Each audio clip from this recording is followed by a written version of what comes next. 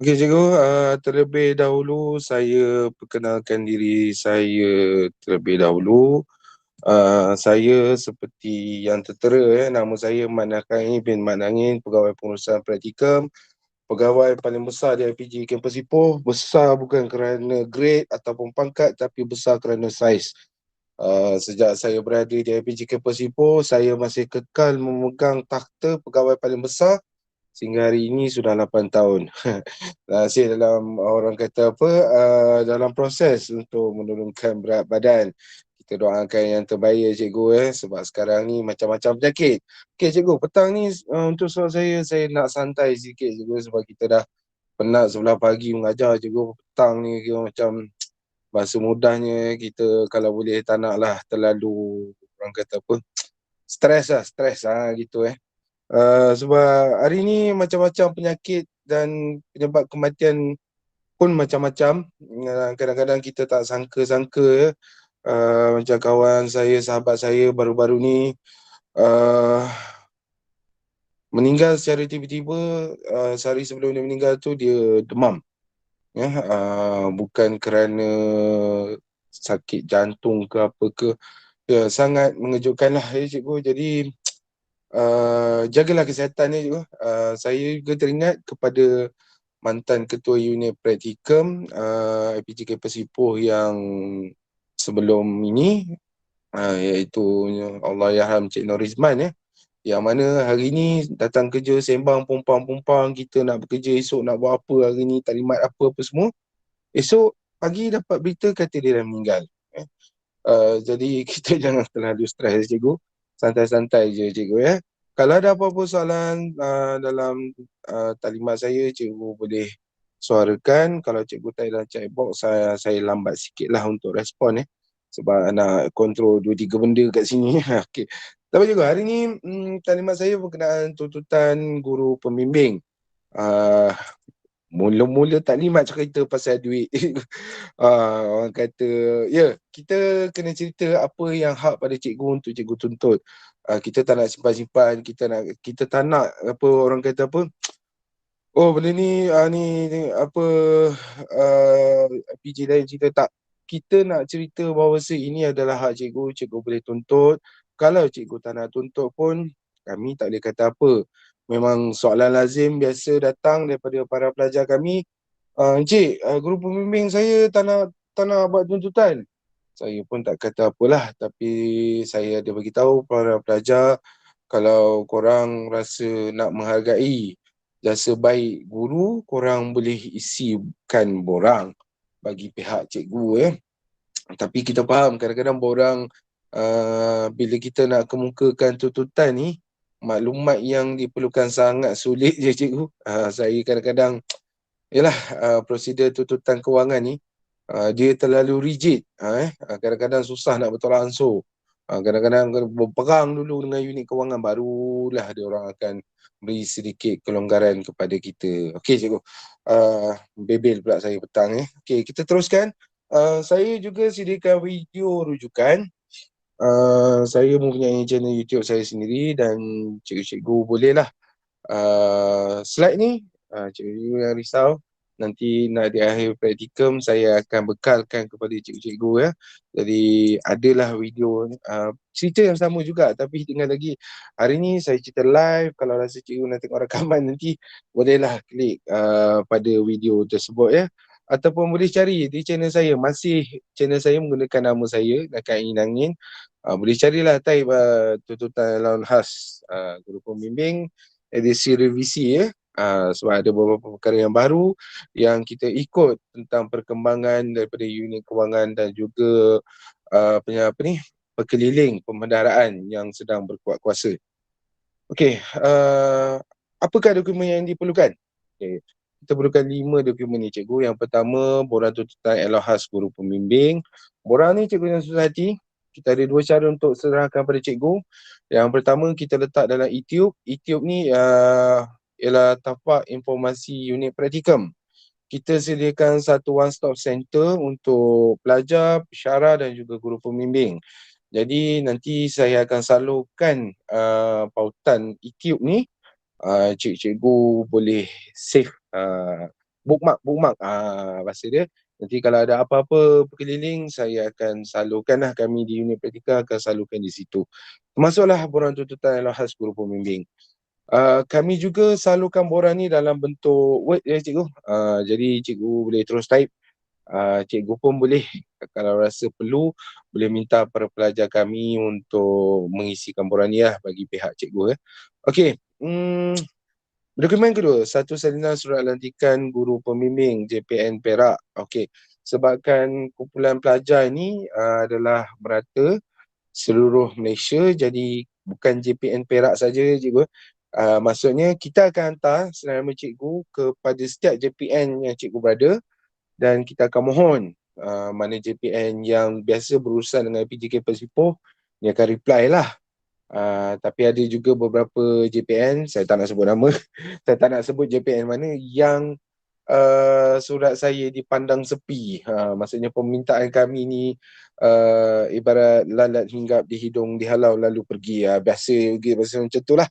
Maksudnya kadang-kadang dilayan, kadang-kadang tak. Walau bagaimanapun kami menyediakan alternatif, kami juga mengeluarkan surat lantikan guru pembimbing untuk memastikan cikgu-cikgu dapat mengemukakan tuntutan.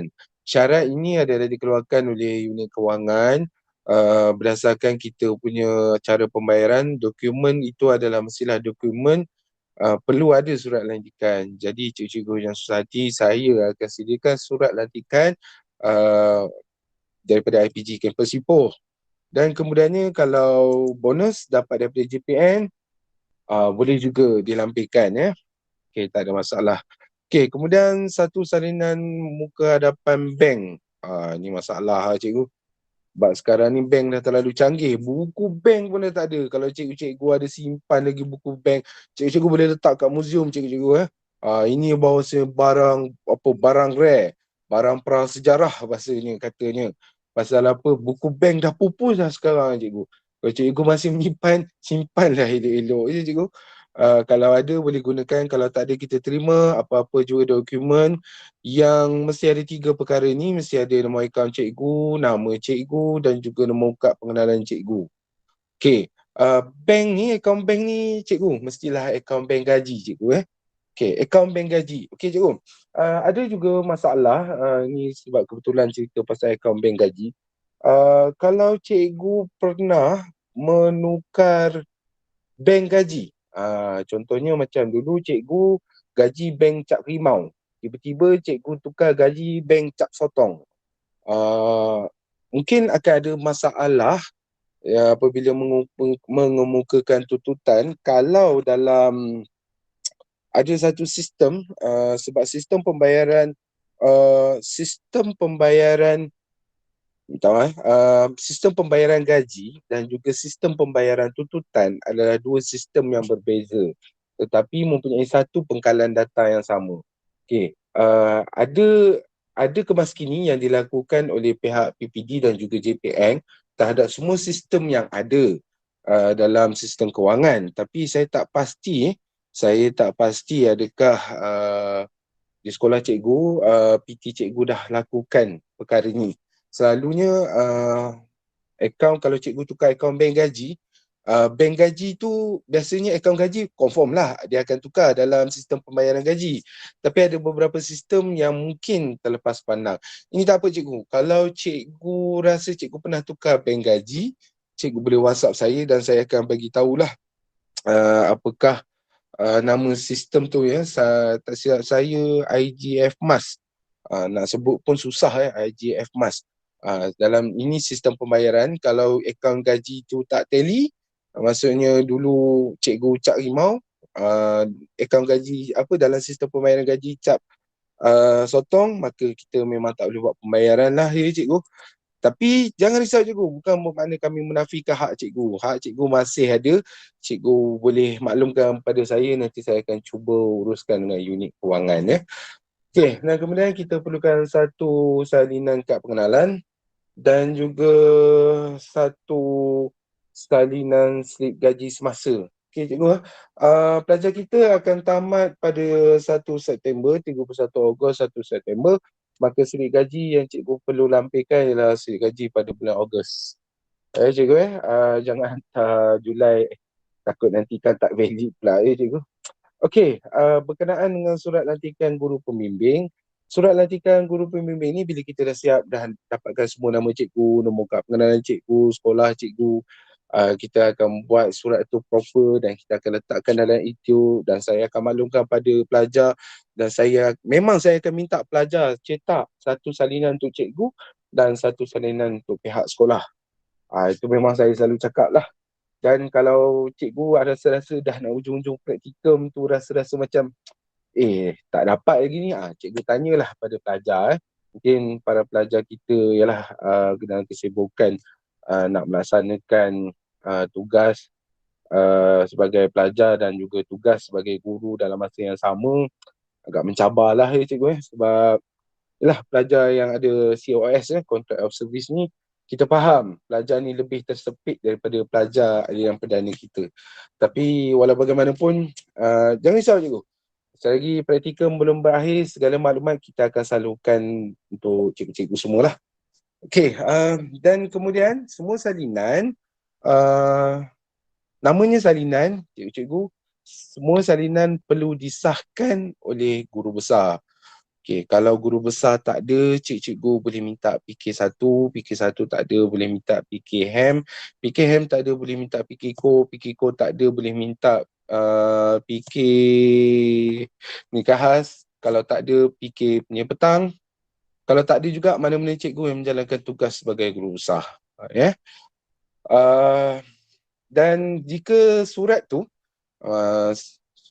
ada setengah dokumen yang ada depan belakang, dia ada surat 1, surat 2. Salinan tu perlu disahkan dua-dua belah cikgu. Jangan cikgu sahkan yang depan, yang belakang cikgu tak sahkan. Tak apa, kalau terlepas 1, 2 tu tak apa, tak ada masalah. Saya akan bantu cikgu. Takkanlah kerana satu dokumen kita nak post balik benda tu pada cikgu, lepas tu cikgu kena settlekan. Tak, kami tak akan buat macam tu. Melainkan kalau benda tu betul-betul kami tak boleh bantu, kami akan hantar balik, query balik untuk cikgu betulkan. Okey. Ni tentang salinan disahkan. Ni cikgu, kalau dapat palangkan ni cikgu, palangkan untuk kegunaan IPG Kampus Ipoh. Kalau cikgu tak nak palangkan pun terpulang, tak ada masalah. Tapi nasihat saya, amalan kewangan yang terbaik apabila kita menyalurkan dokumen-dokumen rahsia kita adalah lebih baik kita palangkan. Palangkan pada dokumen tersebut. Macam contoh tu ada palang contoh tu kan, cikgu palangkan situ, cikgu tulis untuk kegunaan IPG Kampus Ipoh. Okey, seterusnya, ini contoh silik gaji, surat lantikan. Ini surat lantikan lama cikgu, ini tahun 2021. Ini contoh sahajalah, dia kurang lebih berkurang macam ni lah surat lantikan. Yang pihak kami keluarkan, IPG keluarkan pun sama, cuma letterhead yang berbeza, tak ada masalah cikgu. Okey. Tuntutan ni hanya boleh dibuat untuk seorang cikgu untuk 2 orang pelajar sahaja. Maksudnya cikgu maksimum boleh tuntut 2 orang pelajar, 1 atau 2 orang pelajar sahaja. Cikgu kalau cikgu menyelia lebih daripada seorang, lebih daripada 2 orang, mintalah jasa baik pihak sekolah, pihak guru besar ataupun pentadbir untuk melantik lagi seorang guru pembimbing. Sebab cikgu, kita faham mungkin cikgu boleh bimbing 3 orang pelajar kami. Kami yakin berdasarkan atas kapasiti cikgu dan juga kemampuan cikgu untuk membimbing 3 orang pelajar kami. Tapi apakan daya, itulah peraturan yang dikeluarkan oleh unit kewangan. Hanya 1 orang guru boleh menuntut untuk 2 orang pelajar sahaja. Kalau pihak sekolah orang kata keberatan, kami tak ada masalah. Tapi tuntutan cikgu hanya untuk 2 orang sahaja cikgu. Okey, kalau ikut kadar ni untuk guru pembimbing siswazah RM40 sebulan dan juga guru pembimbing bukan siswazah RM30 sebulan berdasarkan kiraan bilangan hari dan juga hari persekolahan. Cikgu-cikgu saya suka nak maklumkan cikgu-cikgu walaupun kita dah tetapkan kadar, walau bagaimanapun pernah berlaku kita ada masalah kewangan untuk membayar allowance khas ni. Pernah satu tahun tu terjadi di mana kita tak dapat bayar penuh cikgu. Jadi unit kewangan buat keputusan berapa ramai yang menuntut, kita bahagi sama rata. Maksudnya unit kewangan cuba berlaku adil. Kalau kita bayar sebahagian, sebahagian tak dapat pun tak seronok juga. Jadi pernahlah tahun tu unit kewangan buat keputusan dengan baki duit yang ada, bahagi sama rata. Walau bagaimanapun saya yakin dan pasti untuk kumpulan pelajar ni dari segi kewangannya agak sedikit terjamin daripada aliran perdana. Kerana pelajar ni dia ada satu wang yang dikhaskan, peruntukan yang dikhaskan. Jadi saya rasa mungkin tak ada masalah untuk bayaran ni cikgu. Okey, seterusnya ini contoh untuk pengiraan. Pengiraan ini dalam borang tu kita dah sediakan bilangan hari, tapi kita tak pasti cikgu sebab bilangan hari ni kena tengok hari persekolahan. Mungkin ada sekolah cikgu yang ambil contoh cuti peristiwa, contoh yang macam hujung bulan ni, minggu terakhir kita akan bercuti untuk Raya Haji. KPM berikan cuti daripada 28 hingga ke 30 hari bulan. Namun ada sekolah yang bercuti awal 26 dan 27 mengambil cuti peristiwa. Jadi bilangan hari itu memang saya tak berani nak letakkan lah, sebab saya takut tak sama. Ini tak apa cikgu, jangan pening-pening kepala cikgu. Yang menempuhi praktikum ni pelajar kita, jadi cikgu boleh kerahkan pelajar kita untuk isikan bahagian ni cikgu. Okey, kalau cikgu tengok dalam pengiraan tuntutan tu, dia ada yang kadar tadi saya dah beritahu, siswa azam 40 bukan siswa azam 30, dan bilangan guru pelatih. Kemudian bolehlah ikut formula yang diberikan tu ada berapa ikut formula lah cikgu bilangan hari bagi jumlah hari, darab dengan kadar dan juga darab dengan bilangan guru pelatih. Cikgu tanda tangan untuk semua borang ni. Pastikan tanda tangan hidup cikgu jangan cikgu foto state Dan lagi satu, inilah pantang paling utama unit kewangan. Mana-mana unit kewangan ataupun dokumen-dokumen kewangan yang menyebabkan kadang-kadang saya pun pening kepala apabila berlaku proses audit. Ini perkara paling utama cikgu, cukup pantang. Saya minta cikgu tak boleh guna liquid, tak boleh guna blanco.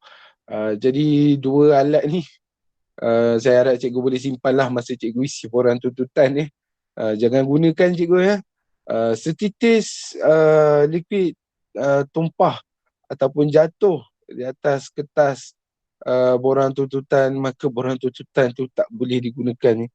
Aduh, rigid betul cikgu. Tapi tak apa. Dia rigid ada bersebab cikgu strict tu ada bersebab. Kita terima saja, tapi saya rasa tak ada masalah sebab borang yang dibekalkan adalah borang dalam bentuk Word. Jadi cikgu-cikgu boleh orang kata tak masukkan, lepas tu cuba padam dan sebagainya lah. Dah confident betul, baru cikgu-cikgu print Okey.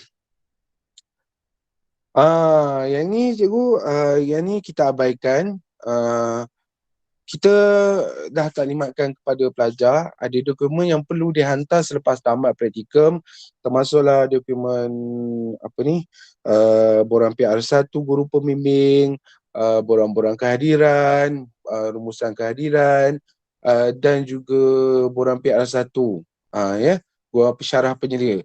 Jadi cikgu-cikgu tak payah kalang kabut, cikgu-cikgu serahkan borang ini kepada para pelajar untuk diserahkan bersama-sama dokumen mereka kepada unit praktikum. Mereka akan post lah cikgu-cikgu.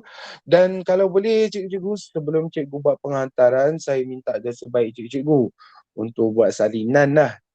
Salinan ni tak semestinya proper. Maksudnya saya macam ni, cikgu ambil lah gambar ke, scan ke maksudnya adalah satu salinan yang cikgu simpan. In case kalau ada apa-apa, kita boleh rujuk balik lah dengan cikgu sama ada borang cikgu ni betul ataupun tidak. Kadang-kadang kita takut dalam proses kita, macam tadi saya beritahu, pelajar akan hantar pada kita bersama-sama borang cikgu. Dalam proses kita nak mengasingkan tu, takut dokumen lampiran tu tercicir ataupun dokumen lampiran tu tertukar dengan orang lain ya. Jadi kalau cikgu simpan salinan, bila kita hubungi cikgu, bolehlah cikgu tengok balik tak apa cikgu, ambil gambar cantik-cantik pun boleh cikgu. Sekarang ni teknologi dah semakin canggih cikgu. Jangan rasa terbeban sangat bila kita sebut okey buat salinan, cikgu pun keras, okey sakit kepala mencit, macam mana buat salinan ni. Cikgu ambil gambar elok, apa borang tuntutan tu pun dah tak jadi masalah dah cikgu ya. Okey, itu saja untuk tuntutan. Kalau ada apa-apa soalan, cikgu boleh ajukan kepada saya, terus kepada saya ataupun kepada penolong accountant. Tapi untuk makluman cikgu-cikgu ya, kami belum dapat penolong accountant. Jawatan masih kosong di FPG Kampus Ipoh.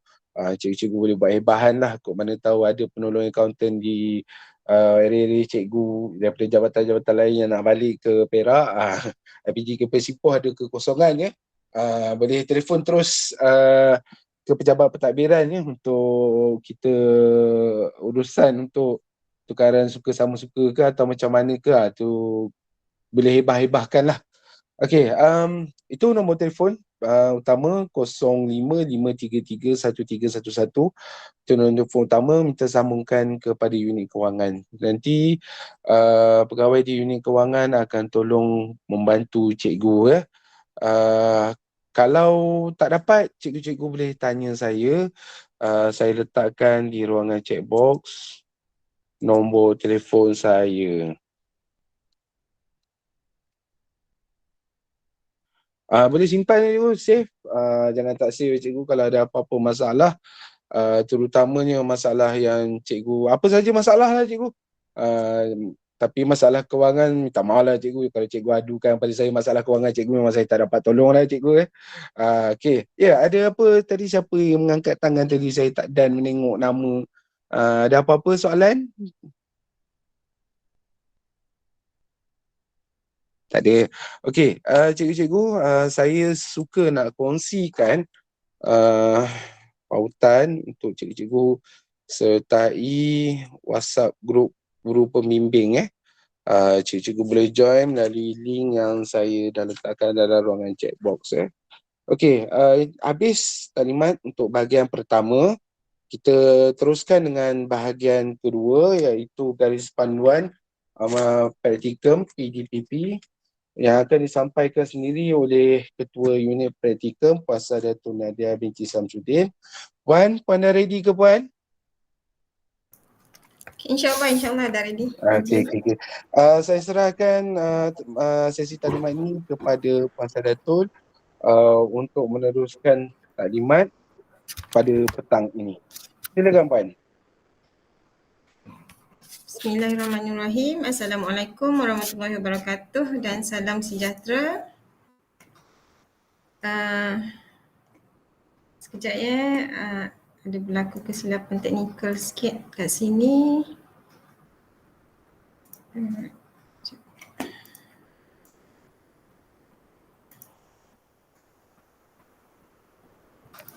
Okey. Tersilap tadi letak video. Right. Bismillahirrahmanirrahim. Assalamualaikum warahmatullahi wabarakatuh dan selamat petang.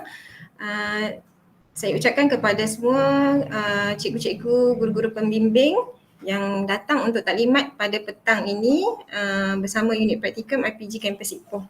Jadi saya adalah Puan Dato' Nadia binti Syamsuddin, merupakan ketua unit praktikum IPG Kampus Ipoh yang barulah. Ya.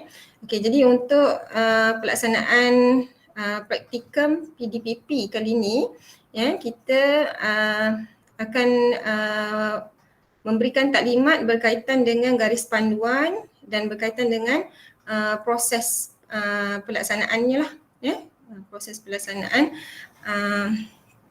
pengurusan praktikum. Okey, seterusnya mungkin guru-guru akan terima taklimat daripada pensyarah kelas, bagaimana nak membimbing pelajar dari aspek penyeliaan, bimbingan dan penyeliaan. Okey, sebelum saya teruskan taklimat pada petang ni, boleh tak saya nak dapatkan feedback dari cikgu-cikgu sekalian yang mana yang merupakan guru baru membimbing. Maksudnya sebelum ni tak pernah membimbing pelajar praktikum. Kalau cikgu-cikgu merupakan guru yang baru membimbing, boleh tak angkat tangan? Guna ikon tu. Sebab saya nak tengok target untuk penerangan ni nanti. Okey. Setakat ni ada 49 orang yang guru pembimbing yang masuk dalam taklimat petang ini dan saya nampak ada 19 orang meningkat naik. Okey. Lebih kurang dalam 20 lebih jugalah.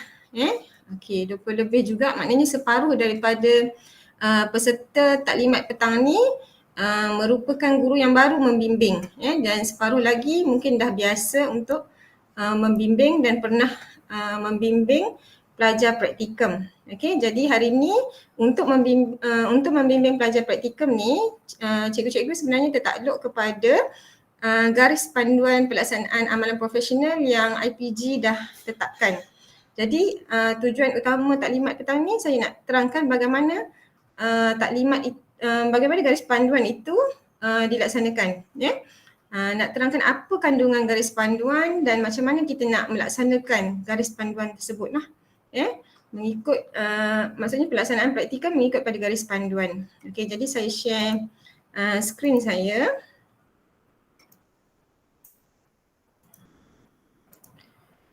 Okey, baik.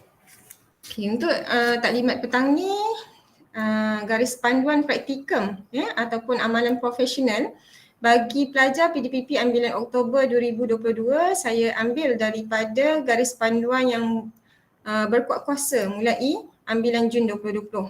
Okey. Jadi dalam taklimat saya ni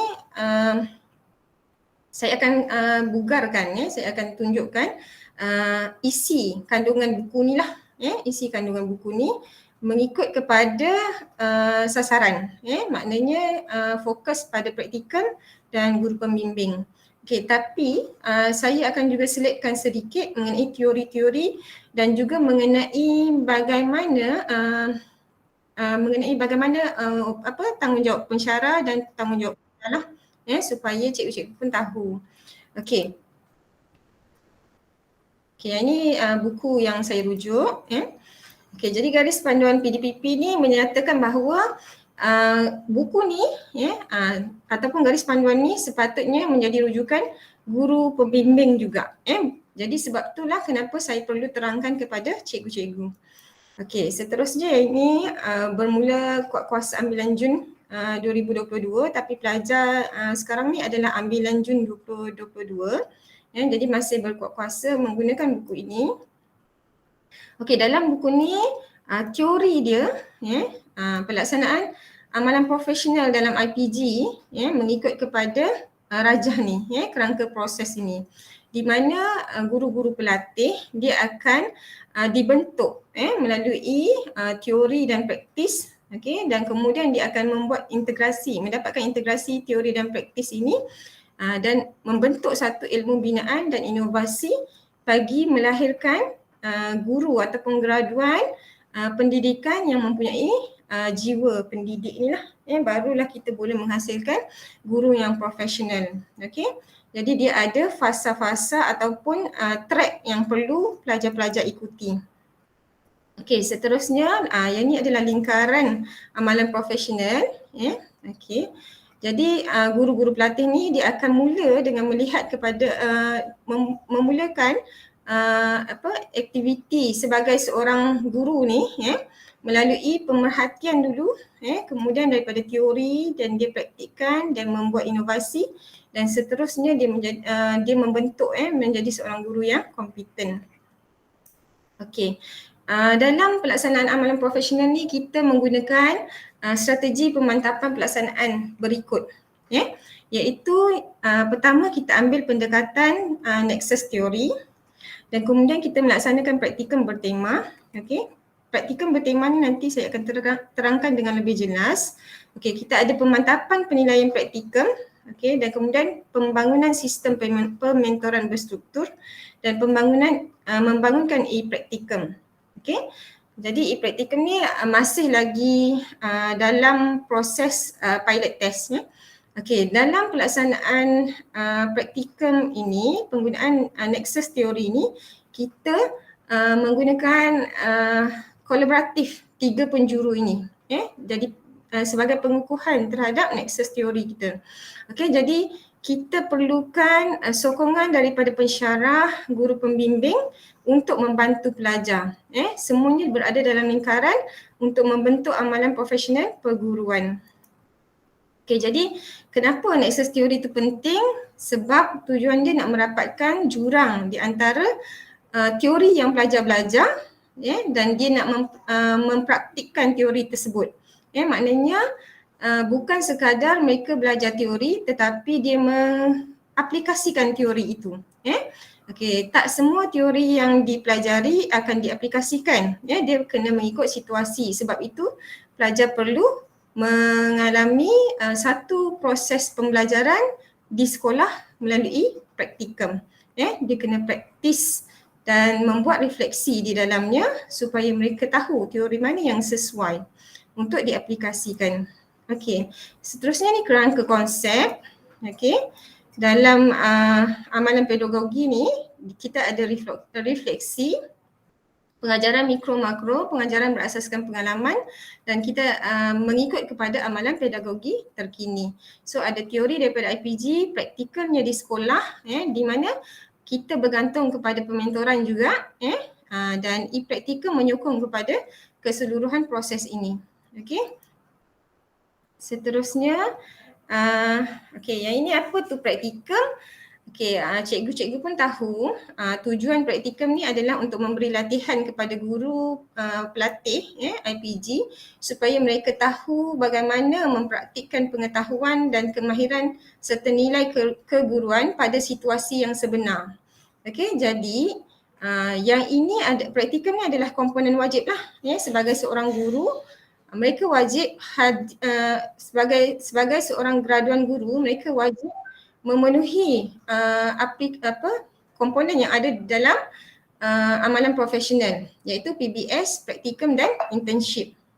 Jadi ini adalah komponen yang kedua dalam amalan profesional iaitu praktikum. Jadi tumpuan pelaksanaan praktikum ni lebih kepada proses PDP dengan bimbingan. Tumpuan dia kepada proses PDP dengan bimbingan. Maknanya guru pelatih kita ni masih lagi tak tahu lagi untuk mengajar terus. Mereka masih lagi perlu dibimbing. Jadi kami unit praktikum IPG Kampus Ipoh memohon bantuan cikgu-cikgu yang merupakan guru terlatih yang berpengalaman untuk membantu pelajar kami, membimbing pelajar kami ke arah menjadi seorang guru yang sebenar. Yang ni objektifnya lah nak sepadukan teori dan amalan PDP dalam PDP, kemudian nak merancang macam mana dia nak mengajar, macam mana dia nak menguruskan kelas, nak menguruskan emosi dia, nak membentuk nilai-nilai profesional keguruan, seterusnya memperkembangkan potensi diri, nak membentuk diri ke arah menjadi seorang guru, pendidik. Seterusnya menguasai kemahiran facilitator. Jadi dalam pelaksanaan praktikum ni, unit praktikum bukan bergerak sendirilah. Jadi kami terlibat dengan sokongan bersama sekolah, pensyarah, pelajar. Dan juga ada kementerian lah JPN. Dalam pelaksanaan ini kami mendapatkan dulu kelulusan daripada JPN untuk menghantar pelajar-pelajar kami ke sekolah. Jadi kita masuk kepada objektif yang sebenar taklimat petang ni adalah berfokus kepada pelajar PDPP ambilan Oktober 2022. Jadi pelajar ni akan berpraktikum selama 10 minggu di sekolah doktor, tuan-tuan dan perempuan bermula 11 atau 12 Jun 2023 sehingga 7 hingga 8 September 2023. Jadi saya harap cikgu-cikgu semua dah dapat maklumat tentang pelaksanaan praktikum ni, maksudnya mendapat surat yang menyatakan bahawa akan ada pelajar berpraktikum pada tarikh berkenaan. Penempatan guru pelatih ni disebabkan guru pelatih kami ni adalah COS, maka dia merupakan pelajar di sekolah ataupun institusi tersebut. Jadi dia terus berpraktikum di situlah. Okey, kecuali seorang sebab dia dipasti, so kita kena pindahkan di sekolah lain lah. Okey, seterusnya penempatan guru pelatih perlu menyempurnakan PBS. Okey, dan guru pelatih telah menyempurnakan. Okey, ini penempatan pelajar mengikut kepada tagging.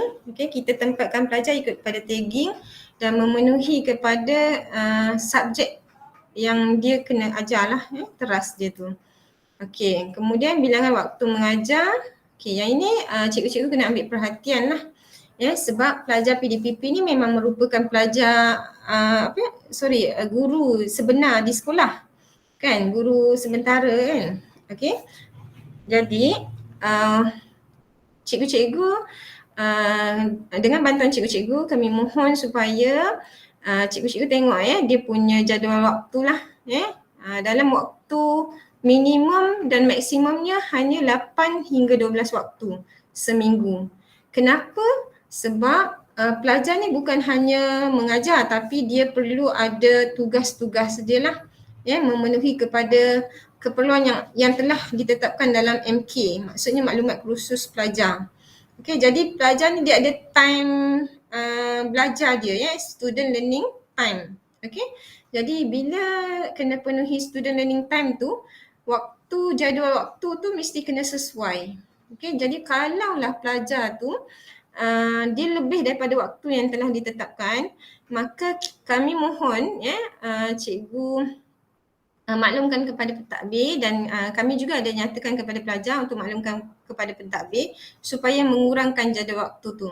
Sebab jadual waktu ni akan disemak juga oleh MQA. Jadi jika tidak memenuhi keperluan MQA akan menyebabkan kesahan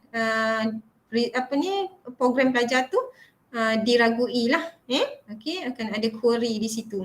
Okey, jadi bilangan waktu mengajar ini hanya terbatas untuk pelaksanaan praktikum selama 10 minggu sahaja. Jadi selepas waktu tu kalau nak ikut jadual asal ikutlah, bolehlah. Okey.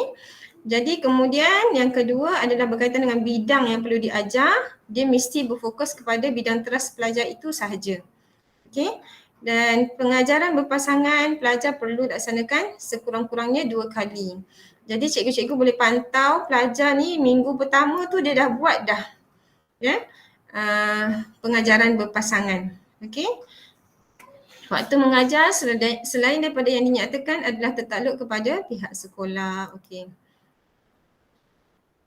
Seterusnya pelaksanaan kokurikulum. Pelajar ada penilaian, dalam penilaian praktikum ni ada termasuk kokurikulum. Jadi pelajar wajib melaksanakan kokurikulum minimum 1 jam seminggu. Okey, jadi maknanya pelajar kena cari time dan mesti diberi aktiviti untuk koko lah, menguruskan kokurikulum. Jadi pelajar akan sediakan satu rancangan pengajaran koko untuk aktiviti tu secara penuh lah. Tapi setiap minggu mesti kena ada satu aktiviti koko. Okey, tak kisahlah aktiviti koko tu adalah aktiviti persatuan ke, kelab ke, permainan ke, boleh. Okey, seterusnya peranan dan tanggungjawab. Okey, saya fokus kepada guru pembimbing. Okey, jadi peranan dan tanggungjawab guru pembimbing. Cikgu-cikgu sebagai mentor akan membantu pelajar ni untuk mendapatkan sokongan dari aspek peningkatan profesional lah. Okey, jadi pementoran ni adalah satu aktiviti sokongan lah untuk juga membantu cikgu meningkatkan profesional cikgu lah. Kemudian pendedahan melalui aktiviti mengukur kemampuan refleksi secara praktik. Dan yang ketiga, tujuan pementoran ni dia lebih memberi keprihatinan terhadap keperluan kendiri dan dalam kemahiran dan sikap. yang ada pada diri masing-masing. Okey, kemudian pendekatan yang akan membantu peningkatan terhadap proses pencerapan klinikal, sebab dalam praktikum ni kita bukan hanya tengok sekali pelajar tu mengajar, tetapi dia melalui sesi. Maksudnya berjujukan lah, dia ada berfasa dia. Dia bukan terus je kita tengok dah habis. Tak, dia dibimbing macam kita pergi jumpa doktor di klinik, ada consultation dia. Okay, jadi cikgu sebagai mentor membuat konsultasi untuk membantu guru pembimbing ke arah profession keguruan itu. Okey, jadi oleh itu guru pembimbing merupakan kumpulan sokongan, yang saya highlightkan ni, kumpulan sokongan yang perlu untuk membimbing pelajar mengaplikasi ilmu dan kemahiran dalam konteks sebenar berdasarkan pengalaman semasa praktikum. Jadi kami mohon pertolongan cikgu untuk membantu guru-guru pelatih kami mendapatkan sokongan yang penuh dalam membentuk peribadi seorang guru itu dalam jiwa pendidik pelajar-pelajar kami. Okey, seterusnya tanggungjawab mentor. Okey, jadi antara tanggungjawab yang cikgu perlu laksanakan adalah merancang pembangunan individu. Jadi cikgu akan membimbing pelajar guided secara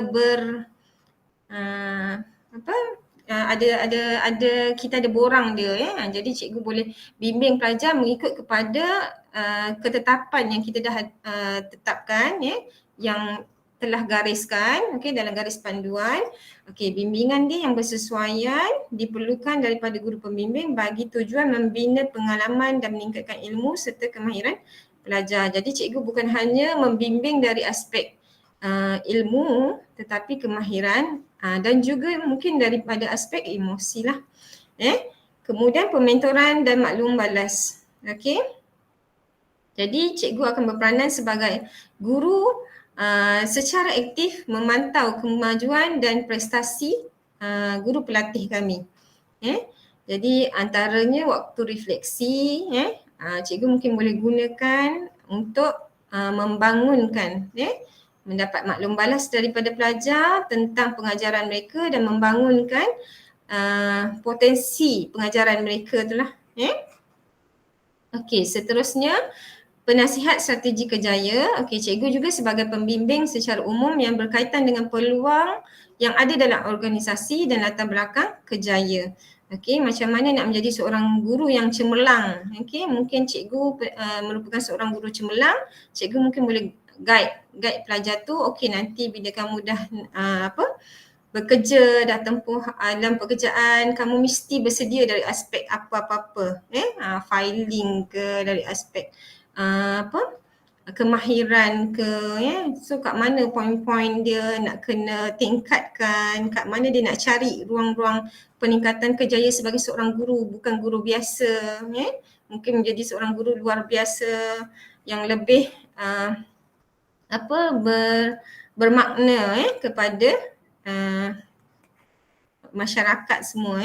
Okey, seterusnya tanggungjawab mentor. Okey, dalam membimbing di bilik darjah. Okey, dekat bilik darjah pun memang jelaslah, memang jelas mentor, cikgu sebagai mentor akan membimbing pelajar ataupun pelatih ni dalam menunjukkan model yang terbaik, berikan penjelasan, berikan panduan kepada pelajar bagaimana cara nak melaksanakan pengajaran, daripada awal sampai akhir, bagaimana nak mengatasi jika ada berlaku sebarang masalah, ataupun berlaku kekurangan masa pengajaran, macam mana dia nak memperbaiki. So, cikgu adalah pembimbing, nak menggerakkan pelajar ke arah satu kefahaman yang lebih mendalam, supaya pelajar tahu macam mana cara nak tackle, walaupun mereka merupakan guru di sekolah tersebut, tapi tidak dapat dinafikan mungkin mereka tak ada pengalaman lagi untuk tackle sesuatu perkara, ataupun mungkin cikgu boleh share macam mana cikgu punya cara menyelesaikan masalah ataupun melaksanakan strategi yang terbaik masa pengajaran.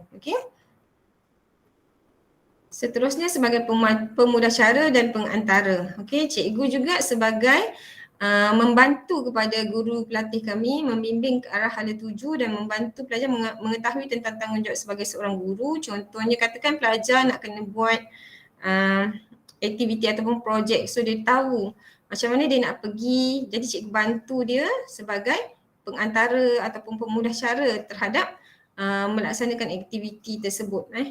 Cikgu boleh bantu untuk memberikan bimbingan ataupun nasihat. Okey, itu tanggungjawab mentor. Sekarang saya pergi kepada prinsip bimbingan. Okey, jadi dalam membimbing ni kami memberi beberapa guideline di sini di mana cikgu boleh membimbing pelajar dengan cara berikut. Okey, yang pertama mendengar lebih baik daripada bercakap. Okey, kenapa poin yang pertama ni? Sebab kadang-kadang ada cikgu yang lebih suka memberi pendapat tetapi tidak mahu mendengar pendapat. Sebab kadang-kadang ada guru pelatih, dia ada pendapat dia tersendiri, mungkin cikgu boleh mendengarlah apa pendapat dia. Okey, seterusnya mencelah hanya apabila perlu. Okey, yang ketiga kolaboratif. Okey, membantu meningkatkan membantu menyelesaikan sesuatu isu secara kolaboratif dengan pensyarah. Okey, komitmen kepada perkembangan berterusan. Okey, jadi cikgu bukan hanya membimbing sekali di awal saja, bagi dan terus tinggal, tak. Jadi dia merupakan satu perkembangan yang berterusan. Okey, belajar kaedah mengajar menerusi inquiry, penemuan dan refleksi. Okey, cikgu juga boleh belajar daripada pelajar ataupun guru pelatih ni. Kemudian menggunakan pengalaman mengajar pelajar, okey, bersifat menyokong dan bukan menyerah. Okey, yang ini juga satu poin yang lebih saya nak tekankan adalah guru pelatih ini masih perlu dibimbing. Jadi cikgu jangan terus 100% serahkan pelajar kelas tanpa cikgu pantau, tanpa cikgu bimbing. Okey, seterusnya kesedaran dan amalan nilai-nilai asas. Okey, bagaimana nak membentuk nilai, bagaimana nak membentuk kesedaran dalam diri pelajar. Okey, seterusnya saya pergi pada bahagian yang ini apa yang IPG Campus Ipoh student belajar IPG Campus Ipoh adalah seramai 48 orang yang akan mengikuti praktikum ni lah. Okay, jadi kita juga mendapat bantuan daripada IPG lain yang merupakan penyelia. Jadi di antaranya seperti yang tertera dekat jadual di dalam slide ini. Okay, yang paling besar adalah daripada Tengku Puan Afzan, 12 orang. Okay, seterusnya. Okay, yang ini adalah jadual bimbingan dan penyeliaan. Okay, ada juga dalam online untuk eTube, dalam eTube untuk cikgu rujuk. Okay, jadi dekat sini jadual ni ada 10 minggu dinyatakan di mana yang waktu yang terbaik untuk cikgu membuat bimbingan. Okay, ini hanya guideline berapa banyak kena buat dan di mana tempat-tempat ataupun minggu-minggu yang sesuai untuk cikgu membuat bimbingan. Cikgu boleh follow jadual ni, kalau tersasar sikit tu tak apa, tapi mesti kena lengkap seperti dalam jadual ni lah. Maksudnya kalau bimbingan semuka, BBS adalah bimbingan bersemuka. Okey, bimbingan bersemuka ni adalah bimbingan bersemuka ni adalah di mana cikgu melihat pelajar di sekolah atau di kelas mengajar dan kemudian cikgu membimbing pelajar tersebut. Bimbingan BS bersemuka. Okey, jadi kalau tengok dalam jadual ni, guru pembimbing akan membimbing secara bersemuka sebanyak 1, 2, 3, 4 kali. 4 kali. Dan di sini juga ada K ni. K ni adalah kolaboratif. Okey, kolaboratif ada 2 dan penyeliaan bersama PB. Okey, jadi yang bahagian bawah ni adalah merupakan task yang cikgu kena buat sebagai seorang guru pembimbing. Okey, mengikut kepada timeline dia. Okey, minggu ni. Okey, seterusnya, yang ni yang saya jelaskan tadi, maknanya dalam hal ini cikgu sebagai guru pembimbing akan membimbing pelajar secara bersemuka sebanyak 4 kali. Okey, 4 kali dan satu penyelidikan bersama dan dua penyelidikan dua kolaboratif. Okey, kolaboratif ni nanti saya akan terangkan apa maksudnya. Okey, jadi cikgu akan membimbing pelajar tu, BS tu, secara bersemuka kita akan menggunakan borang PR1. Apa yang cikgu buat adalah cikgu akan berjumpa dengan pelajar untuk melihat pelaksanaan PDP, menyemak jurnal, okey, menyemak fail, melihat kepada pentaksiran pelajar, melihat kepada refleksi yang pelajar buat, okey, melihat kepada elemen inovasi yang pelajar hasilkan. Okey, seterusnya guru pembimbing akan menyimak RPH dan memberi komen. Pelajar akan muat naik RPH, okey, dan masukkan dalam fail PDP. Okey, yang berikutnya adalah guru pembimbing akan melihat pelaksanaan secara bersemuka dan memberi penilaian. Jadi maksudnya semasa cikgu melihat pelajar, sebelum tu cikgu dah membimbing pelajar sebelum pelajar mengajar di dalam kelas, sebelum cikgu melihat pelajar di dalam kelas, cikgu dah membimbing pelajar melalui melihat RPH dia, perancangan dia dulu. Jadi bila bila pelajar menghasilkan perancangan RPH tu, cikgu semak dulu sebelum dia masuk ke kelas. Kemudian masa dia dalam kelas, cikgu tengok pelaksanaan RPH dia tu.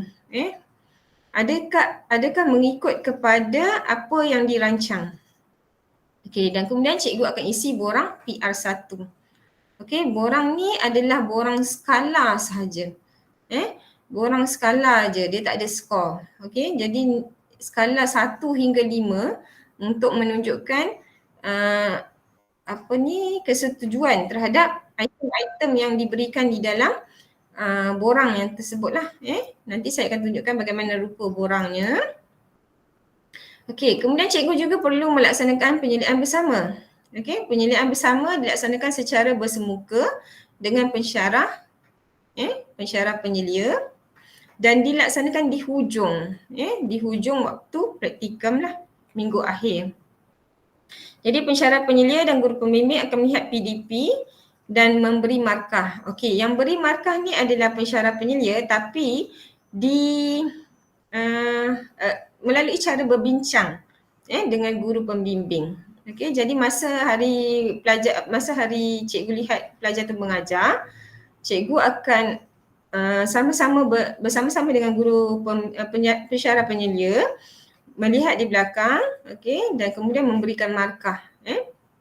Tapi borang markah itu akan diisi oleh pensyarah. Okey, pensyarah penyelia dan guru pembimbing menyemak fail, jurnal, refleksi, BBM untuk memberi markah. Markah yang diperolehi akan menentukan pencalonan cemerlang. Okey. Dan biasanya kalau pencalonan cemerlang kita akan buat awal lah penyelidikan bersama. Okey, seterusnya yang ni yang saya sebutkan tadi kolaboratif. Apa yang dimaksudkan dengan kolaboratif tu? Okey, tujuan kolaboratif ni adalah untuk melihat bagaimana kesepakatan antara pensyarah dan guru pembimbing mengenai prestasi pelajar tu. Jadi pensyarah penyelia dan guru pembimbing akan berbincang tentang apa yang pensyarah nampak pelajar ni, aspek apa dia perlu pertingkatkan, aspek apa yang dia bagus. Okey, jadi bersama-sama dengan guru pembimbing tengok setiap aspek dan kemudian sama-sama cari persefahaman untuk membimbing dari aspek tersebut ke arah peningkatan lah. Okey. Dalam borang kolaboratif ni dia tak ada markah. Tapi dia menentukan kepada pemberian markah kepada pelajar. Maknanya dia kolaboratif ini membantu kepada nanti pelajar waktu penyelidikan bersama dia akan buat lebih baik. Okey, kolaboratif pelajar boleh tengok. Maksudnya kita boleh bagi borang tu kepada pelajar supaya pelajar dapat perbaiki aspek yang di komen oleh bersama oleh pensyarah penyelia dan guru pembimbing. Okey, yang ni wajaran penilaian, yang ni cikgu tak terlibat Tetapi cikgu boleh tengoklah penyelidikan bersama, penyelidikan satu, penyelidikan bersama, KOKO dan RPP, semua borang ini akan diisi oleh pensyarah. Okey, untuk bidang teras bimbingan borang PR1, cikgu terlibat sama. Tetapi untuk bimbingan maya, penyelidikan lainnya, ini semua hanya pensyarah sahaja yang terlibat. Okey, yang ini di mana pelajar akan mendapat markah dari aspek penyelidikan satu bersama RPP dan penyelidikan KOKO. Ini wajaran keseluruhan, wajaran penilaian. Okey, yang ini aspek yang saya ingin tekankan juga, iaitu praktikum bertema. Okey, bermula transformasi praktikum dilaksanakan di IPG Kampus Ipoh, di semua IPG, praktikum bertema ni diperkenalkan. Apa tujuan praktikum bertema ni? Semasa pelajar menjalani praktikum, kita dapati bahawa pelajar ni bimbingan dia tak berfokus. Jadi diwujudkan praktikum bertema ni, tujuan dia supaya bimbingan tu dapat fokus kepada aspek yang diperlukan lebih. Jadi aspek-aspek lain tetap dilihat, tetapi pada aspek yang dinyatakan tu kita akan bimbing lebih lah, lebih mendalam. Okey, jadi dia lebih berfokus lah. Okey, jadi macam mana kaedah pelaksanaan dia?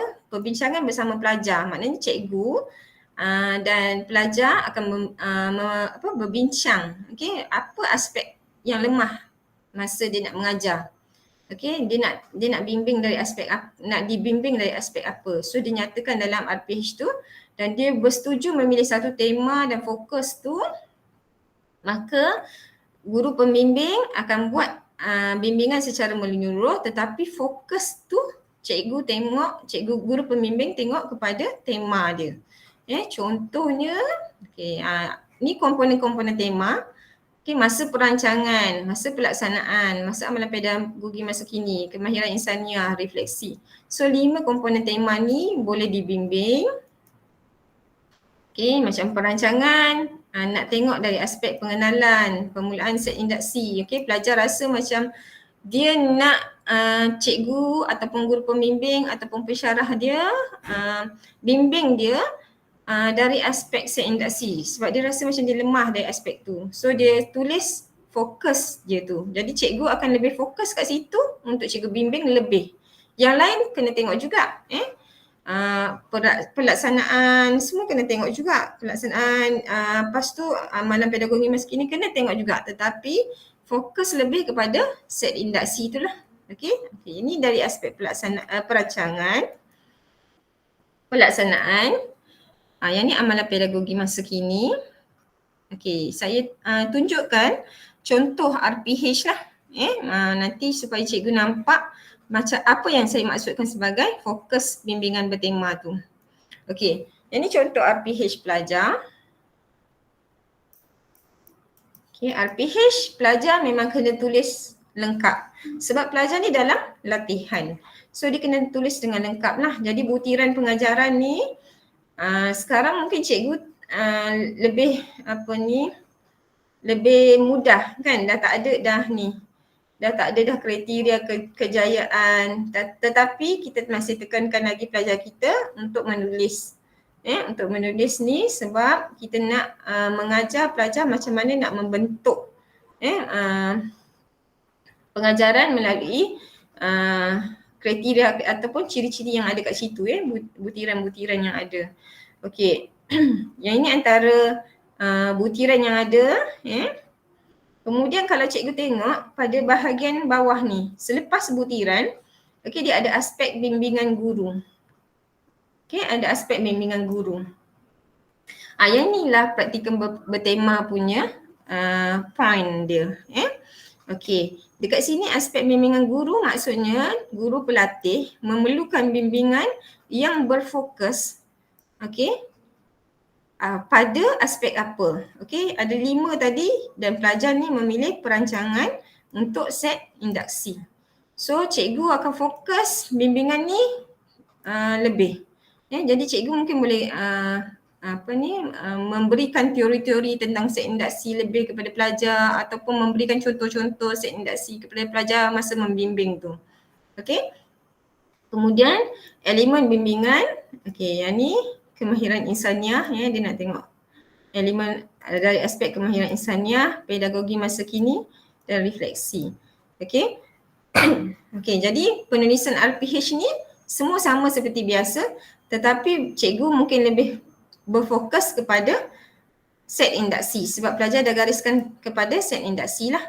Jadi cikgu tengok okey, set induksi pelajar ni dia tentang kebersihan di rumah, okey. Dan pelajar buat tentang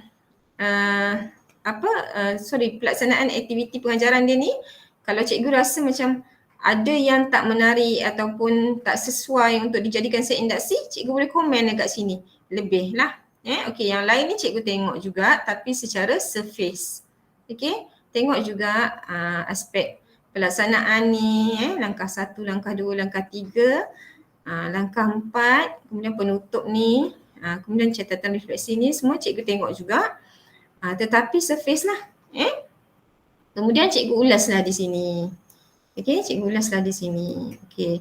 Cikgu juga kami nak ambil perhatian terhadap catatan refleksi sebab ada setengah pelajar dia tak buat pun catatan refleksi selepas mengajar. Okey. Lepas tu dihimpun sampai hujung, katanya baru nak buat. Jadi dah tak betul lah. Selepas mengajar terus saja tulis catatan refleksi supaya kita jelas apa kita nak tulis, kelemahan, kekuatan, dan penambahbaikan. Okey, iaitu contoh RPH.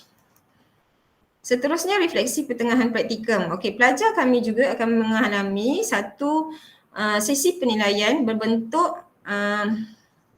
presentation, persembahan, di mana kita kenali dia sebagai refleksi pertengahan praktikum. Jadi refleksi pertengahan praktikum ni pelajar akan hadir pada minggu kelima selama 1 atau 2 hari. Dan pelajar tidak perlu ke sekolah. Tapi kalau ikutkan pelajar kita ramai yang berada di luar, so kita akan buat secara online lah. Jadi unit praktikum akan buat satu surat panggilan RPP. Okey, dan meletakkan tempat kat mana pelajar kena buat presentation tersebut, dan pelajar akan bentangkan hasil refleksi pengajaran dia selama 4 minggu tu. Kemudian dia berkongsi dengan rakan-rakan dia. Okey, untuk RPP ni dia ada markah dan markah itu akan dinilai oleh pensyarah. Cikgu tak terlibat tetapi cikgu perlu maklum bahawa pelajar akan melaksanakan RPP selama 1 ataupun 2 hari. Okey, yang ni adalah merupakan prasyarat wajib dia dalam praktikum. Okey, yang ni semua cikgu boleh tengok tetapi dia tak terlibat terus secara terus untuk tanggungjawab cikgu. Okey, yang ni saya pergi kepada bahagian kehadiran dan kes.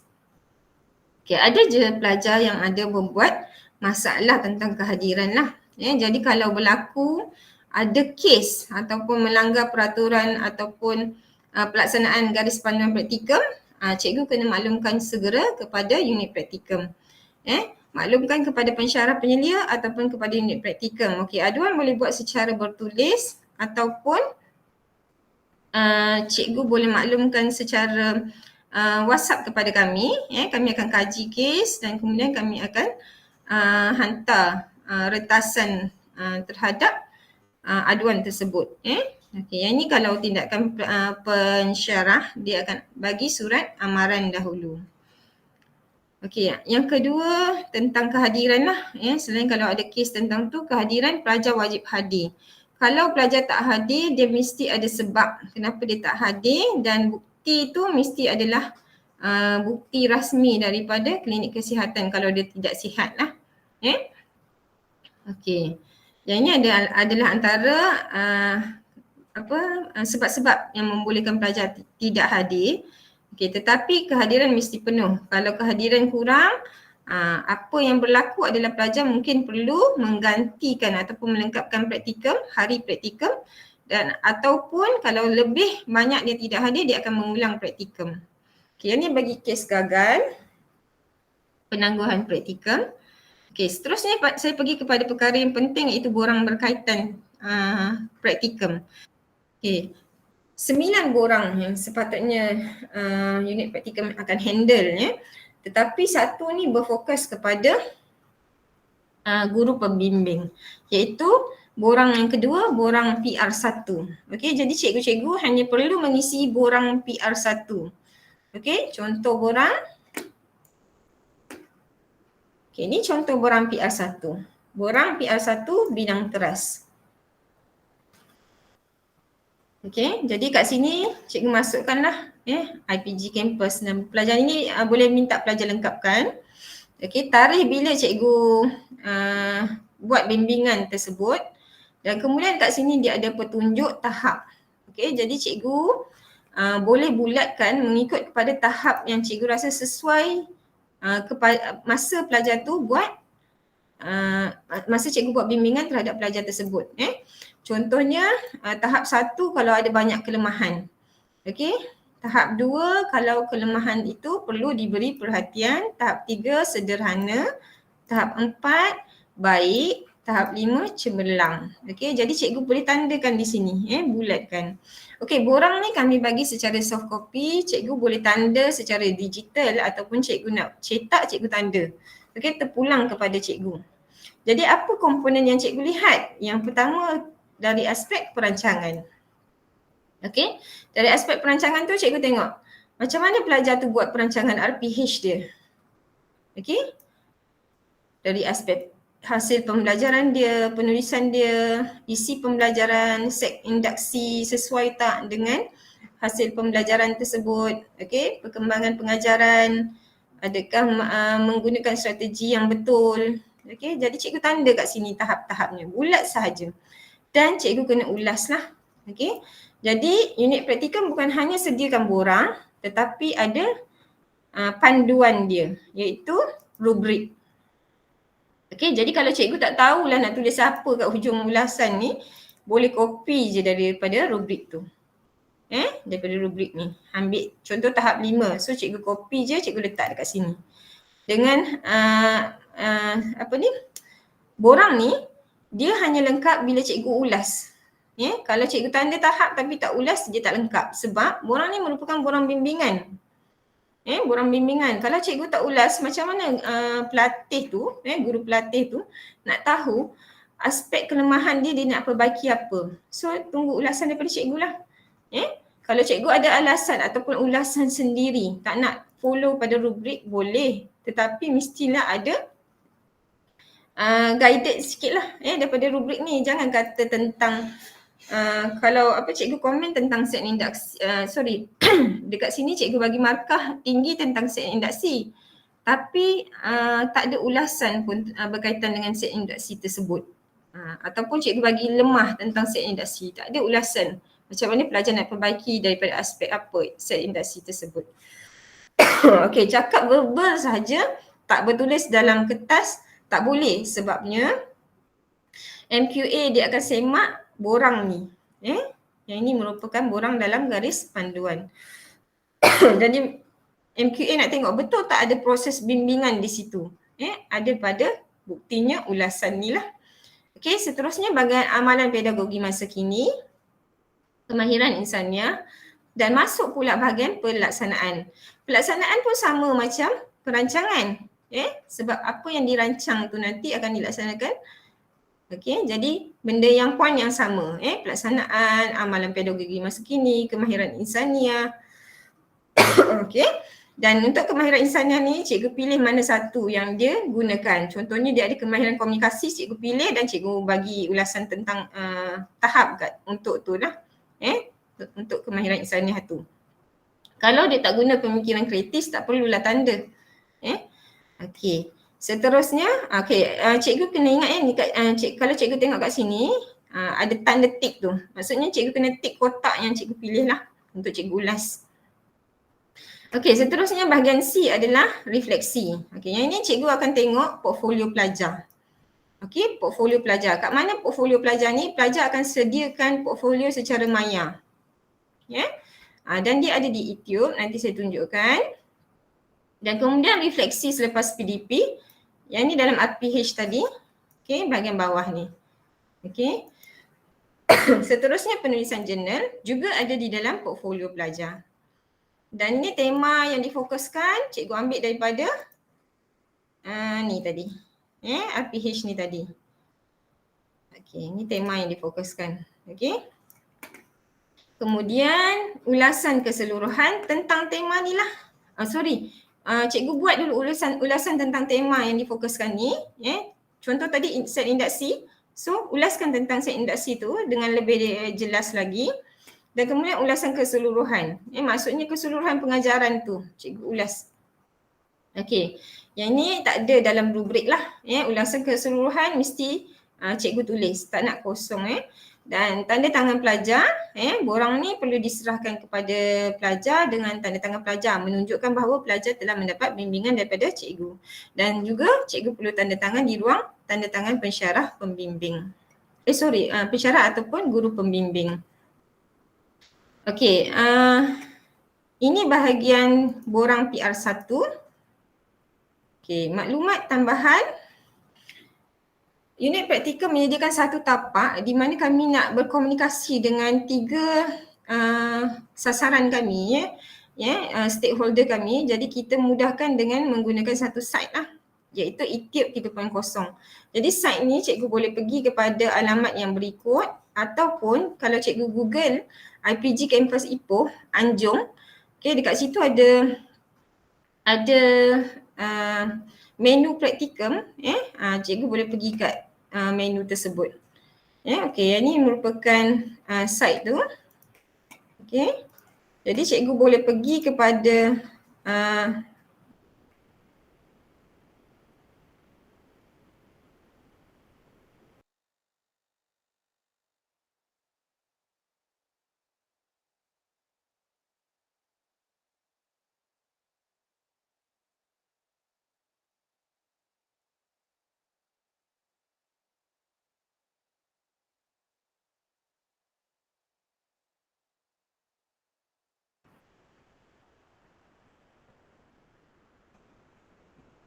Okey, Assalamualaikum.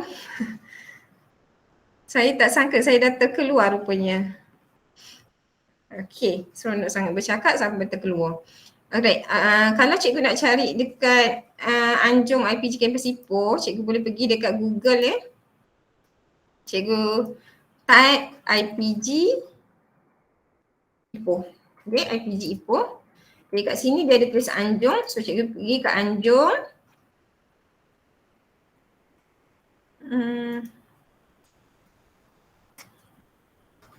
Lost contact lagi, lost internet lagi. Ni, okay, Anjung IPG Campus Ipoh. Kemudian cikgu scroll ke bawah, jumpa ni praktikum IPG Campus Ipoh. Okay, jadi site tu ada dekat sini. Okay, dan klik. Okay, cikgu ambil menu guru pembimbing. Okay, ataupun boleh pergi dekat sini lah, guru pembimbing. Okay, guru pembimbing. Kat sini ada taklimat tentang praktikum, dokumen untuk sekolah, jadual bimbingan, tuntutan allowance, dokumen rujukan, e-folio praktikum, Q&A dengan aduan guru pembimbing. So aduan ni dia lebih kepada alamat lah, tanya macam mana nak memberi aduan kepada praktikum lah. Okey, seterusnya e-folio praktikum lah. Saya nak tunjukkan e-folio praktikum. Yang ni yang saya sebutkan tentang folio yang pelajar kena hasilkan. Cikgu kena nilai dia punya portfolio. Okey. Okey, jadi kat sini cikgu boleh search nama pelajar tu. Cikgu boleh search. Contohnya katakan Nur Najiha. Okey. Nanti dia akan keluar. Okey, sekarang ni pelajar tengah buat, jadi dia belum ada lagi lah. Bila ada dia akan keluar. Status ni ada link. Contoh only. Okey. Ni. Ni contoh e-folio praktikum pelajar, contoh Lepas tu cikgu pergi kat penyelidikan dan bimbingan. Okey, nanti cikgu akan ada menu guru pembimbing ataupun cikgu boleh tengoklah RPH dekat situ, rancangan KOKO dekat situ, berapa kekerapan penyelidikan, borang-borang semua ada dekat sini. Okey, dan untuk portfolio ni, untuk e-portfolio ni, dokumen-dokumen e-portfolio ada dekat sini. Untuk RPH ada dekat sini. Dan kemudian ni My Forum tak adalah sebab dia pelajar PDPP, dia tak ada e-praktikum lagi. Kemudian bimbingan BBM dan rujukan. So ini adalah merupakan portfolio pelajar. Okay, pelajar dalam proses membina portfolio, sebab tu kalau tengok ada yang masih merah lagi lah. Masih ramai lagi yang merah tengah bina. Okay, itu saja berkenaan dengan maklumat tambahan site unit praktikum. Okey, sekian itu saja daripada saya. Selamat membimbing dan menyelia pelajar praktikum IPG Kampus Ipoh. Saya serahkan kepada ruangan soal jawab. Ada soalan nak tanya?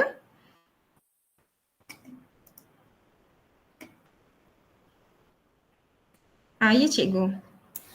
Okay, Assalamualaikum. Saya nak tanya, tadi Puan ada tunjukkan borang PR1 kan yang kita kena isi. Borang tersebut kena isi satu salinan saja ke ataupun tadi Puan cakap setiap kali kita membimbing? Maksudnya saya kurang faham berapa kali tu waktu bila nak kena isi tu. Okey, baik cikgu. Terima kasih cikgu atas soalan. Okey, saya pergi kepada bahagian bimbingan. Okey, bimbingan penyeliaan. Penyeliaan bimbingan bersemuka. Jadi guru pembimbing perlu isi borang PR1 yang ini. Borang PR1 setiap kali cikgu membimbing pelajar. Sebab tu dia ada di sini tarikh, masa, tajuk. Masa cikgu tengok katakan bimbingan yang pertama, okey, cikgu boleh rujuk dekat YouTube. Ni. Okey, dekat YouTube ni dia ada taklimat guru pembimbing. Ada jadual bimbingan ni. Okey, jadual bimbingan ni. Okey, untuk guru pembimbing akan membimbing pelajar sebanyak 4 kali, iaitu minggu pertama cikgu guna borang PR1. Okey, minggu ketiga cikgu bimbing lagi, cikgu guna lagi borang PR1, borang yang lain lah. Borang PR1 yang lain. Okey, yang ini borang PR1 pertama, borang PR1 yang kedua. Okey, kolaboratif tak ada isi borang PR. Tapi ada borang kolaboratif yang pensyarah akan bawa ataupun dalam e-folio pelajar pun ada borang kolaboratif tu. Kemudian bimbingan bersemuka yang minggu ke-6 ni pun isi juga borang PR1 dan masa penyelidikan bersama tu cikgu isi borang PR1. So ada 4 borang PR1 cikgu kena isi 4 kali. 4 kali borang PR1 cikgu kena isi. Okey. Jadi jelas tak Puan Nurhafizah? Nurfiza? Jelas. Terima kasih. Okey, sama. Okey, jadi ada soalan lain?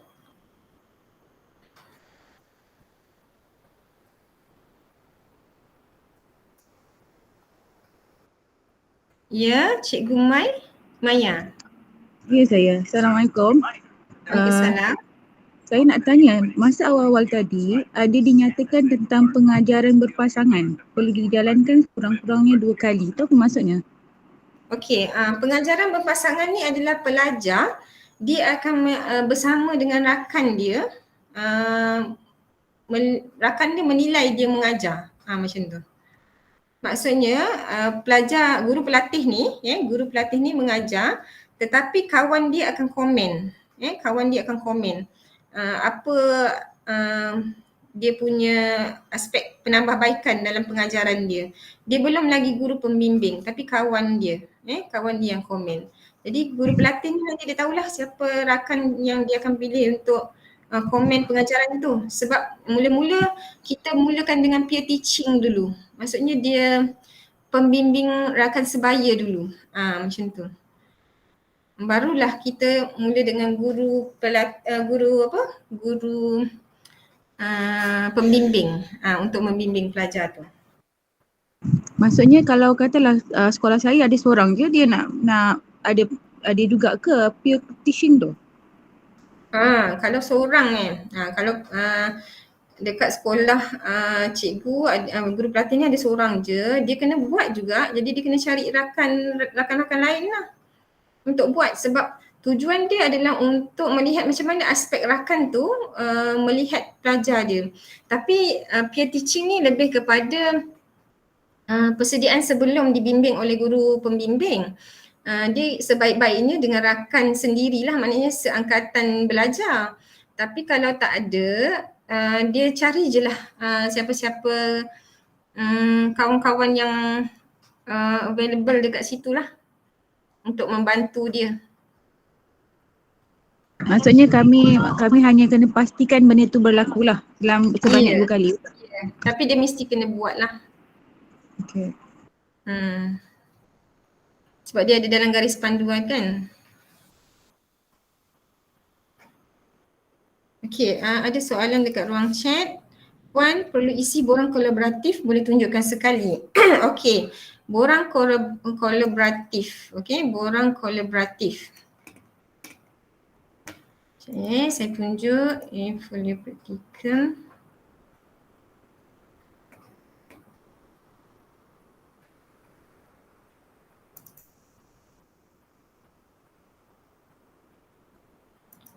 Okay, penyelidikan dan bimbingan. Okay, ni borang kolaboratif. Okay, ni contoh borang kolaboratif.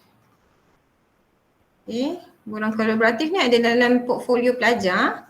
Dalam portfolio pelajar cikgu boleh tengok. Okay, borang ni diisi bersama. Diisi oleh pensyarah penyelia bidang teras bersama guru pembimbing.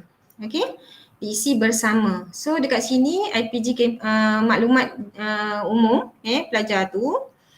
Okay, kemudian tarikh masa. Okay, masa borang kolaboratif ni diisi, pensyarah penyelia dia akan tengok guru pembimbing tu mengajar. Dia akan tengok. Kemudian dia akan jumpa dengan cikgu untuk mengisi bahagian komponen ni. Fokus penambahbaikan. Maksudnya pensyarah tu akan berbincang dengan cikgu dekat bahagian perancangan ni, apa fokus penambahbaikan yang cikgu boleh cadangkan untuk pelajar berkenaan. Okey, jadi borang ni sebenarnya dibawa oleh pensyarah. Dibawa oleh pensyarah kepada cikgu. Sebab cikgu nak berbincang bersama-sama. Okey, walau bagaimanapun tak dinafikan ada juga pensyarah dia berbincang secara maya sebab dengan cikgu, sebab dia mungkin tak dapat kesepakatan nak jumpa cikgu pada hari dia pergi selia pelajar tu, kemungkinan. Jadi dia ada macam-macam cara lah.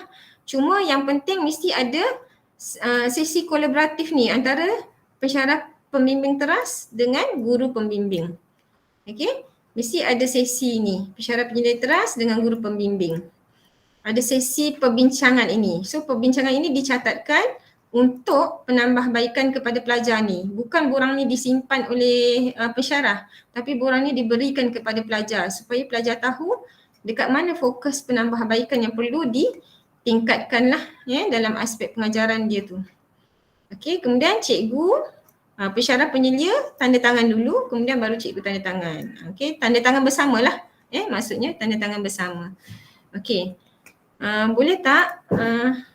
Sorry. Minta maaf. Tak nampak ya. Ya Allah. Okey. Saya terlupa nak share tadi. Subhanallah. Okey. Yang ni saya tunjukkan borang kolaboratif. Ni. Okey, ni borang kolaboratif. Dia ada dalam e-folio praktikum pelajar. Dia ada dalam buku dalam e-folio praktikum pelajar, dah dibekalkan juga. Okey, tapi ni diisikan oleh pensyarah dan guru pembimbing. Masa yang bahagian atas ni Kalau cikgu tengok dia ada mata pelajaran, tajuk kelas, maknanya masa pensyarah penyelia tu tengok pelajar tu, kemudian dia dah habis pengajaran tu, dia dah berbincang dengan pelajar tu, dia akan jumpa dengan cikgu sebenarnya untuk membincang tentang fokus penambahbaikan mengikut komponen yang dinyatakan, komponen dengan aspek yang dinyatakan. Okey, jadi dia akan membincang bersama. Okey, jadi kadang-kadang cikgu dengan pensyarah mungkin tak dapat time yang sama untuk berjumpa. Jadi mungkin masa tu cikgu boleh berbincang secara maya lah. Berbincang bersama secara maya, tetapi dicatatkan apa fokus perbincangan tu untuk penambahbaikan. Dan borang ni diisi bersama pensyarah penyelia dan guru pembimbing, bukan seorang saja. Okay? Dan kemudian ditandatangani juga bersama pensyarah penyelia dan guru pembimbing. Okey, boleh tak? Jelas tak apa yang saya cakap? Puan yang tanya tadi, Puan ke Cik ke Lo Chow Yun? Jelas tak apa yang saya nyatakan tadi? Okey, terima kasih. Ya. Okey. Perlu lihat sekali lagi, nanti kena check sekali lagi. Okey. Selamat petang Puan, bolehkah sekolah saya seorang guru praktikum? Hanya seorang guru praktikum, bolehkah jika menjalankan pengajaran pasangan dengan mencari rakan sejawat dalam sekolah? Itu yang saya cadangkan sebab dia nak cari rakan yang sama belajar tak ada, so dia pakai rakan sejawat lah. Rakan sejawat dalam sekolah dia. Okey, lain? Ada lain soalan? Good evening. Ya. Nak tanya yang pasal pasangan tu, so dia mesti option yang sama atau anything as long as rakan sejawat? Because my school also hanya seorang saja, so jadi mesti option yang sama atau anybody? Anybody. Rakan-rakan sejawat ni sebenarnya untuk pengajaran berpasangan ni kita nak tengok macam mana pandangan rakan terhadap pengajaran rakan, macam tu. Jadi dia tak lebih berfokus kepada konten lah, dia lebih kepada cara mengajar tu, pedagogi tu. Jadi tak kisah kalau dia terus berbeza. Okay, alright, thank you. Okay. Okay, lagi ada soalan lain?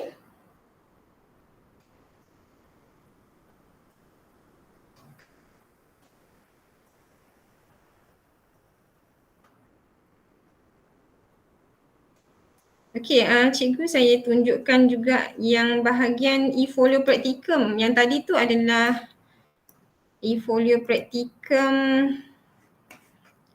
yang contoh yang saya buat, tapi yang contoh pelajar PDPP kali ni dia akan pakai yang macam ni. Okey, yang ini e-folio praktikum.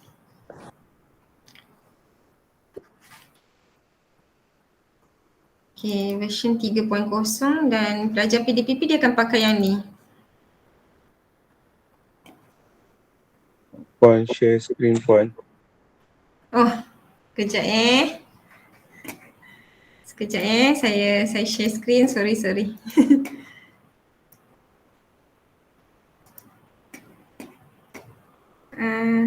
Mana?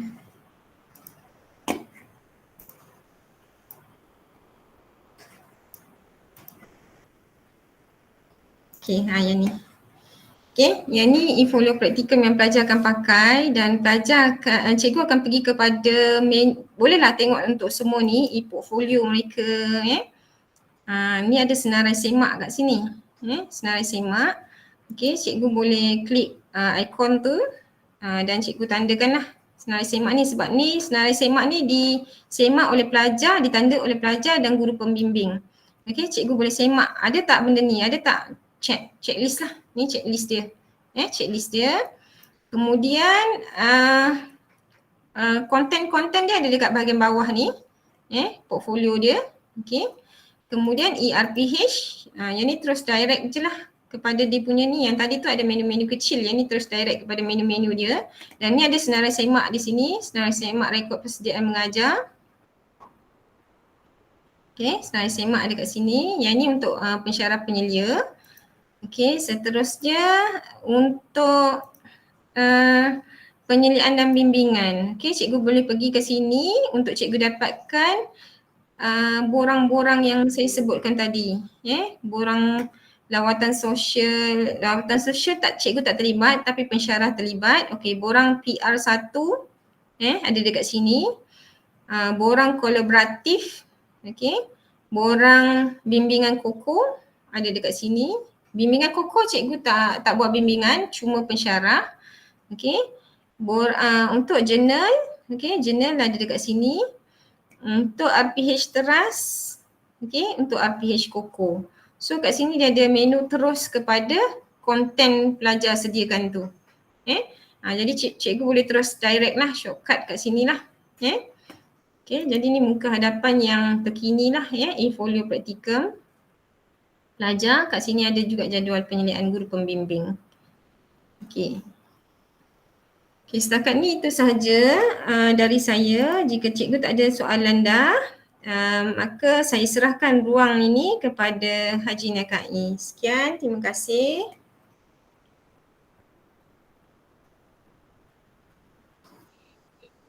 Ni persoalan daripada Cikgu Tan Cikgu Tan Yombon berkenaan RPH RPH.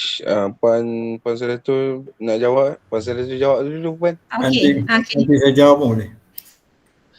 Sekiranya praktikum di SJKC dan SJKT, adakah guru pelatih menulis RPH dalam dua bahasa atau katakanlah pelajar tu teras sejarah tapi praktikum di SJKC ataupun SJKT. Jadi apa yang pelajar boleh buat, pensyarah penyeliannya adalah pensyarah tak faham, tak fasih bahasa ibunda. Maka pelajar kena tulis RPH mengikut bahasa yang pensyarah tu faham. Untuk RPH lain, pelajar boleh menulis mengikut bahasa ibunda dia. Dr. Shan mungkin nak tambah? Ya, boleh jelas sekarang Boleh. Berkaitan dengan soal penulisan RPH. Sebelum tu salam sejahtera semua. Saya Dr. Shan. Okey.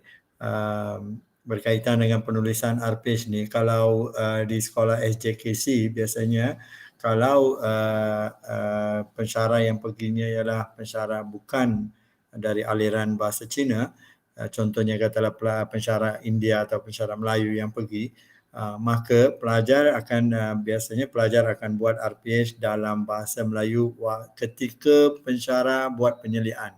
Hari-hari pensyarah biasanya pelajar dah tahu bila pensyarah akan datang dan dia akan buat RPH dalam bahasa Melayu. Pada hari-hari lainnya dia ikut sekolah, dia ajar dalam bahasa Cina, dia tulis dalam bahasa Cina. Hari yang dia penyeliaan itu, dia akan buat RPH dalam bahasa Melayu, tetapi dia akan ajar dalam bahasa Cina seperti biasa. Seperti biasa dia akan ajar bahasa Cina. Jadi apa yang pensyarah buat biasanya ialah pensyarah akan kalau guru pembimbing waktu itu free, dan guru pembimbing akan duduk bersama, dan mungkin pensyarah akan mendapatkan maklumat daripada guru pembimbing lah tentang aspek-aspek yang perkara-perkara yang diajar walaupun ketika diajar kan. RPH dalam bahasa Melayu. Dan nombor dua ialah biasanya dalam pengalaman saya, pelajar-pelajar akan katalah dia buat PowerPoint presentation. PowerPoint presentation dia ajar dalam bahasa Cina, jadi dia buat dalam bahasa Cina. Tapi untuk penilaian oleh pensyarah penyelia yang datang, pensyarah yang datang, dia juga akan buat slide itu dalam bahasa Melayu. Dalam pengalaman saya lah, dalam 15 tahun ni, pelajar-pelajar di SJKC yang saya pergi observe, saya buat penyeliaan, dia sehingga dia pembentangan dia, PowerPoint presentation dia pun, satu dia ajar dalam bahasa Cina, satu dia buat dalam bahasa Melayu untuk supaya pensyarah itu faham apa yang sedang dia ajar. So itu biasanya berlaku kan. Itu pandangan saya lah. Okey, terima kasih Dr. Shan. Okey, nanti kalau ada tanya, ada apa-apa soalan, boleh kita sambung dengan sesi seterusnya. Okey, saya dah masukkan tadi link untuk kehadiran dalam ruangan chat box. Cikgu-cikgu jangan lupa isi.